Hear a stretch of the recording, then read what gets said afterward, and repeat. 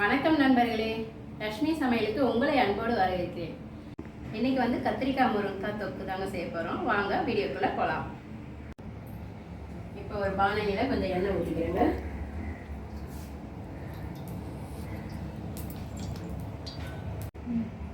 கொஞ்சம் கடுகு போட்டுக்கிறேன். கடுகு வெடிச்சதை கருவேப்பிலை போட்டுக்கிறாங்க.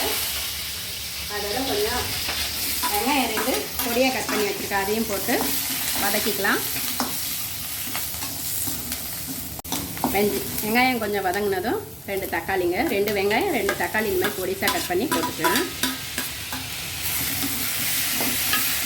உங்களுக்கு தொக்கு அதிகமாக வேணும்னா இன்னும் ஒரு தக்காளி ஒரு வெங்காயம் கூட சேர்த்து போட்டுக்கலாம்.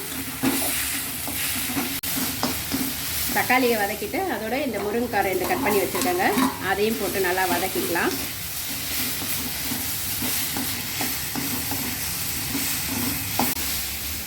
இப்போ நான் கட் பண்ணி வச்சுருக்க கத்திரிக்காயையும் அதோட சேர்த்துக்கிறேன்.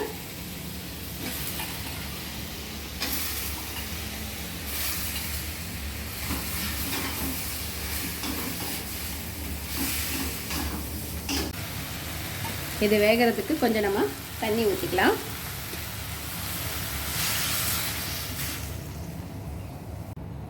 இதில் கொஞ்சமாக மஞ்சள்தூள் போட்டுக்கலாம். இதை அப்படியே மூடி வச்சிடலாங்க, கொஞ்சம் வேகட்டும். கத்திரிக்காய் முருங்கைக்காய் நம்மளுக்கு வெந்துடுச்சுங்க, பார்க்கும்போதே தெரியுது கத்திரிக்காய் வெந்துடுச்சுன்னு. முருங்கைக்காய் வந்துட்டு நம்மளுக்கு வெந்துடுச்சான்னு புதுசாக கற்றுக்குறாங்க இல்லைங்களா, அவங்களுக்கு வந்து சூடோடு பார்க்க தெரியாது இல்லைங்களா. அதனால் ஒரு முருங்கைக்காவை எடுத்து ஒரு கிண்ணத்தில் தண்ணி ஊற்றிக்கோங்க. அதில் போட்டுட்டு கொஞ்சம் லைட்டாக சூடு, கை தொடுற சூடு இருக்கும், அதை பார்த்து நம்ம இப்போ வெந்துச்சான்னு பார்த்து தெரிஞ்சுக்கலாம். இந்த மாதிரி பண்ணால் புதுசாக கற்றுக்கிறவங்களுக்கு ஈஸியாக இருக்கும். இப்போ பாருங்கள், முருங்கைக்காவும் வெந்துடுச்சு.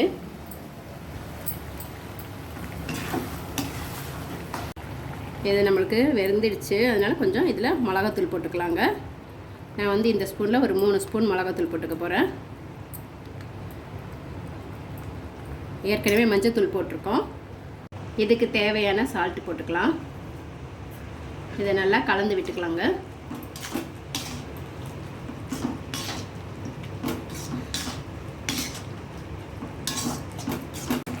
மிளகாத்தூள் மஞ்சத்தூள் எல்லாமே போட்டுட்ட பிறகு நம்ம கொஞ்சம் கொதிக்கட்டுங்க. இது கொதி வந்ததும் உப்பு காரம் பார்த்து இறக்கிடலாம். உங்களுக்கு இன்னும் கொஞ்சம் தொக்கா வேணும்னா நான் சொன்ன மாதிரி ஒரு வெங்காயம் ஒரு தக்காளி எக்ஸ்ட்ரா போட்டுட்டு இன்னும் கொஞ்சம் தண்ணி ஊற்றிக்கிட்டிங்கன்னா நல்லாயிருக்கும். இது நம்ம அப்படியே சூடான சாதத்தில் போட்டு சாப்பிட்டுக்கலாம். அவ்வளோதாங்க, நல்லா கொதி வந்துடுச்சு. அந்த மிளகாத்தூள் பச்சை வாசனைலாம் போயிட்ட பிறகு நல்லா வாசனையாக இருக்குது. இங்கே பாருங்கள், அவ்வளோதான், நம்மளுடைய கத்திரிக்காய் முருங்கைக்காய் தொக்கு ரெடி ஆயிடுச்சுங்க. இதை வேறு ஒரு பவுலில் மாற்றிக்கலாம். ஸ்டவ்வை ஆஃப் பண்ணிடலாம்.